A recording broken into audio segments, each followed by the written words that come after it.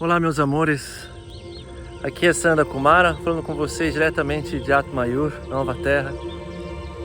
Milhares de andorinhas aqui ao nosso redor, celebrando a chegada da primavera. Eu gostaria de conversar com vocês hoje sobre paz de espírito. Nesse som maravilhoso da natureza, o que você acha que é paz de espírito na sua vida?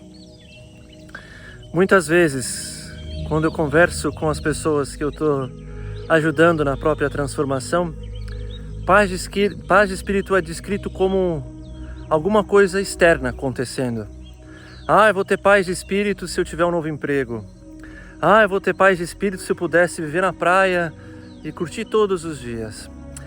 Paz de espírito é quando eu finalmente me aposentar, né? Daí sim eu vou ter paz de espírito. Paz de espírito, nossa, é quando eu tiver aquela relação maravilhosa com meu companheiro, com a minha companheira, quando eu parar de brigar com os meus pais, Sananda. Nossa, as pessoas têm a tendência a confundir ou trazer paz de espírito como um espaço externo, como se a paz de espírito fosse algo que você encontrasse caído no chão e que você precisa ter sorte ou ter algum dom, alguma habilidade fora no mundo para conquistar essa paz de espírito. E a gente se depara com pesquisas maravilhosas que nos mostram que as pessoas, depois que elas ganham na loteria, como eu já falei para vocês, 6 meses depois elas se sentem como elas se sentiam antes de ganhar na loteria. Que todo o estresse, a angústia, o nervosismo que elas tinham antes de ganhar na loteria continua na vida delas. O que isso nos fala sobre o ser humano? E o que realmente é paz de espírito? Para quem me conhece um pouquinho já sabe onde eu estou querendo chegar, obviamente. Paz de espírito é um estado interno. Paz de espírito é um movimento onde o espírito está em paz. A palavra já diz tudo. A própria palavra já mostra um caminho e ainda assim, tantos de nós ficamos presos nessa percepção de que está relacionado a coisas externas. Quem entende criação de realidade, já aprendeu isso comigo ou na vida, sabe que a realidade ela é criada de dentro para fora, ela é um transbordar. Se a gente não cria dentro, a gente está sempre remando contra a correnteza. É muito difícil criar e plasmar uma realidade maravilhosa, porque algo dentro de nós está sempre indo na direção contrária. Então, paz de espírito não só é um movimento onde existe uma harmonia interior, mas como te permite ter mais liberdade criativa. Porque aquilo que você está criando, existe uma sintonia, uma ressonância entre você e aquilo que você quer ver acontecer na sua realidade. Qual que é o segredo então, Sananda, da paz de espírito? Em primeiro lugar é entender o seguinte: por mais maluco que pareça o que eu vou dizer agora, existe uma parte dentro de você que talvez não queira o mesmo que você.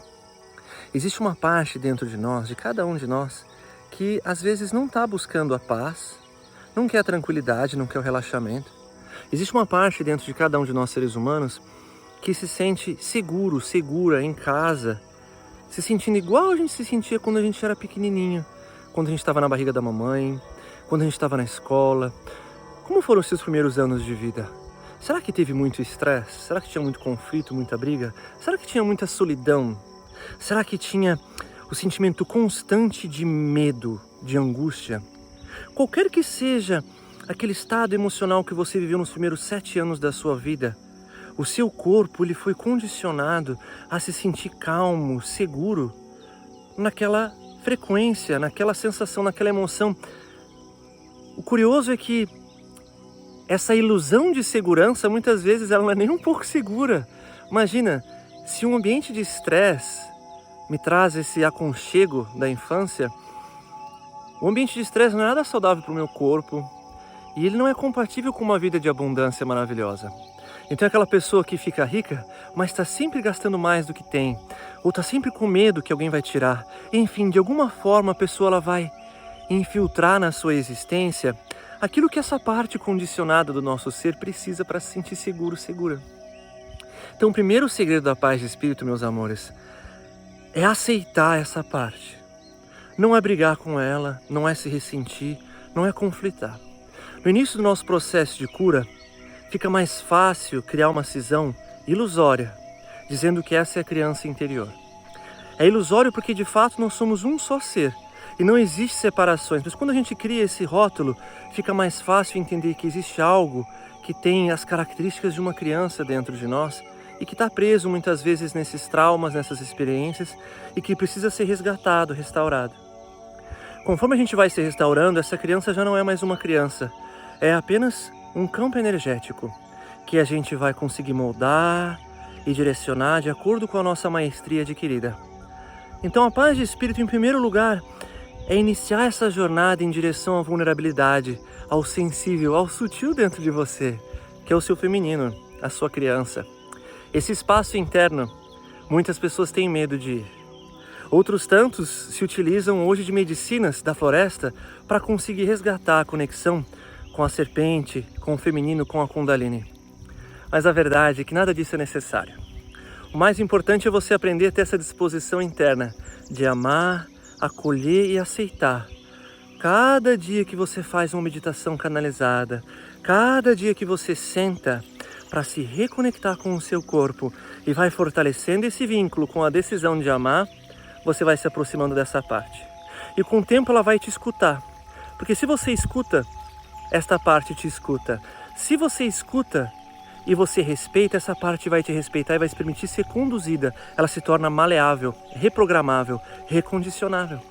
Então o primeiro passo para a paz de espírito é você restaurar a sua conexão com o seu ser. E isso só acontece através do amor. É óbvio que com o tempo você vai descobrir que existem muitas sutilezas para ir adquirindo uma maestria cada vez maior nesse processo. Mas só de você conseguir fazer esse movimento já é uma dádiva.